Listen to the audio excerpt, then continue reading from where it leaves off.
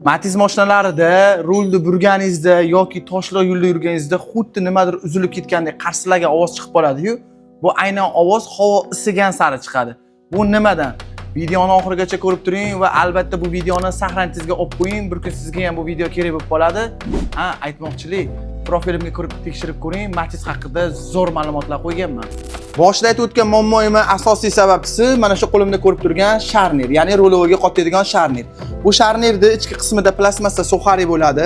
Bu havoni issig'iga va motorning issig'iga ishib ketib, qirsillagan, g'irtillagan ovoz chiqaradi. Bu ko'proq rulni burganlaringda va toshliq yo'lda yurganlaringda xuddi nimadir uzilib ketgandek vahimali ovoz chiqaradi.